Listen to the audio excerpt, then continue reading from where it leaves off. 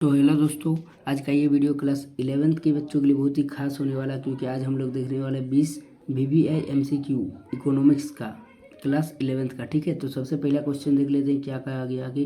किसने कहा अर्थशास्त्र धन का विज्ञान है? तो किसने कहा था? एडम स्मिथ ने कहा था। दूसरा क्वेश्चन है कि सांख्यिकी मध्यकों का विज्ञान है, यह परिभाषा किसने दी थी?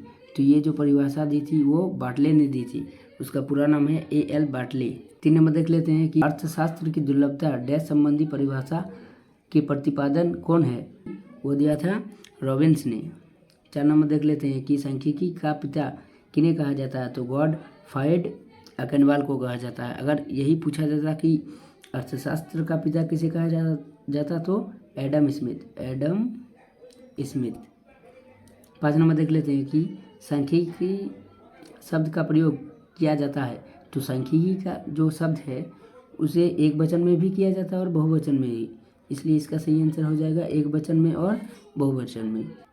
6 नंबर देख लेते हैं कि प्रोपीसी महलानोबिस कौन है? तो ये हमारा अर्थशास्त्री है। 7 नंबर देख लेते हैं कि अर्थशास्त्र एक आदर्श विज्ञान है, यह किसने कहा था? ये कथन किसका था? तो ये पिगू का था। 8 नंबर देख लेते हैं कि अर्थशास्त्र विज्ञान एवं कला दोनों है, ये कथन किसने कहा था? तो ये मार्शल ने कहा था कि अर्थशास्त्र विज्ञान और कला दोनों है। 9 नंबर क्या है कि वेल्थ ऑफ नेशन पुस्तक के लेखक कौन थे? तो ये जो पुस्तक था वर्ल्ड ऑफ नेशन, ये एडम स्मिथ ने लिखा था। 10 नंबर देख लेते हैं कि निम्न में कौन सी आर्थिक क्रिया है? तो आर्थिक उपभोग भी करे, वितरण और उत्पादन। तो इसका सही आंसर ऑप्शन नंबर डी, इनमें से सभी हो जाएगा। 11 नंबर देख लेते हैं कि द्वितीयक समंक होते हैं। जो द्वितीयक आंकड़ा होता है वो क्या होता है? जो प्रकाशित आंकड़ा और अनुसंधान द्वारा प्रकाशित आंकड़ा होता है, जो खुद और प्रकाशित किया हुआ आंकड़ा वो दोनों होता है, इसलिए इसका सही आंसर ऑप्शन नंबर सी हो जाएगा। 12 नंबर देख लेते हैं, भारत में प्रत्येक वर्ष में जनगणना की जाती है, तो प्रत्येक 10 वर्ष में की जाती है। वह व्यक्ति जो आंकड़ा संग्रह करता है उसे क्या कहा जाता है? तो उसे गणनाकार कहा जाता है, गणनाकार। 14 नंबर देख लेते हैं, किसी अनुसंधान के लिए मूल रूप से संकलित समंक को कहते हैं, तो उसे प्राथमिक आंकड़ा कहता है। जो खुद इकट्ठा करता है उसे प्राथमिक कहते हैं। और 15 नंबर देख लेते हैं कि आंकड़ों के स्रोत है, तो आंकड़ों के स्रोत कौन कौन है? प्राथमिक भी हो सकता है और द्वितीयक भी हो सकता है।